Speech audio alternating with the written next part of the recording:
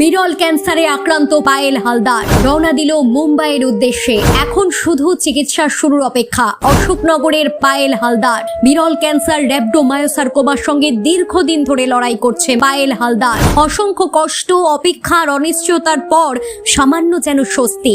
চিকিৎসার আশায় মুম্বাইয়ের উদ্দেশ্যে রওনা দিল পায়েল। মঙ্গলবার বাড়ি থেকে এয়ার অ্যাম্বুলেন্সে করে কলকাতা বিমানবন্দরে পৌঁছায় সে। সঙ্গে ছিল বাবা মা, যাদের চোখের সামনে প্রতিদিন পায়েল লড়াই করছে। এবার এয়ার বাসে করে সোজা মুম্বাই, সেখানে শুরু হবে চিকিৎসা। কিন্তু এই যাত্রা শুধু মুম্বাই যাওয়ার যাত্রা নয়, এটা পায়েলের স্বপ্নটাকে বাঁচিয়ে রাখার যাত্রা। ছোটবেলা থেকে পায়েল পড়াশোনায় বেশ মনোযোগী। একদিন সাংবাদিক হবে সে, এই স্বপ্ন দেখত। কিন্তু হঠাৎ সেই স্বপ্নের মাঝে দেওয়াল হয়ে দাঁড়িয়ে পড়ল বিরল ক্যান্সার। তবুও থেমে যায়নি পায়েল, এখনো লড়াই করে চলেছে। পায়েলের অসুস্থতার খবর সামনে আসতেই পাশে দাঁড়িয়েছে অশোকনগরের বহু মানুষ। সমাজসেবী সঞ্জয় দাসের নেতৃত্বে শুরু হয় চিকিৎসার জন্য অর্থ সংগ্রহ। ইতিমধ্যেই লক্ষাধিক টাকা সংগ্রহ হয়েছে। তবে দীর্ঘমেয়াদী চিকিৎসার জন্য এখনো প্রয়োজন 20 লক্ষ টাকা বা তারও বেশি।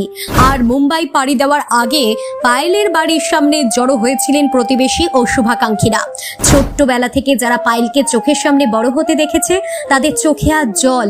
সবারই একটাই চাওয়া, পায়েল যেন সুস্থ হয়ে ফিরে আসে। চিকিৎসা শুরু হতে চলেছে, লড়াই এখনো অনেকটা বাকি।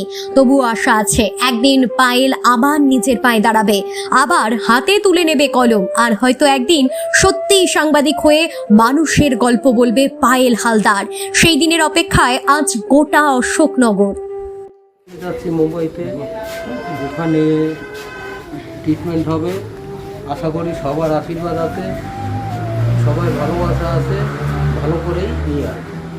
আচ্ছা, সাধারণ মানুষ এই মুহূর্তে পাশে এসে দাঁড়িয়েছে। অশোকনগর কেন, পুরো পশ্চিমবঙ্গের মানুষ এই ওর পাশে দাঁড়িয়েছে।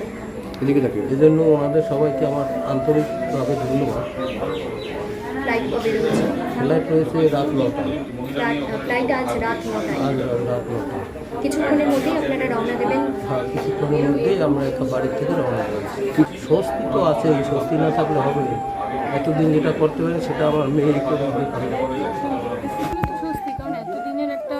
রোগ যেটা আমরা কেউ জানতাম না, সেটা এই এক সপ্তাহের মধ্যে এত তাড়াতাড়ি সবকিছু অ্যারেঞ্জমেন্ট করে আর কি নিয়ে যাওয়া হচ্ছে ওকে। এই মুহূর্তে এই 5টার সময় আমরা বেরোবো। একটা দিন গোটা কালকের থেকে পরশু দিন থেকে একটানা চলছে এইভাবে ওকে পাঠানোর জন্য এই লড়াইটা। তো মানে সবাইকে এটাই বলবো, যেন সবাই যেন প্রার্থনা করে ও যেন সুস্থ হয়ে বাড়ি ফেরে। ও তো বাঁচতে চাইছে, আমরা মেয়ে হয়ে আর কি করতে পারি। আমরা চাইছি ঈশ্বর যেন ওকে সুস্থ করে বাড়ি পাঠায়, আর আমাদের আর কিছু বলার নেই। আমরা সকলে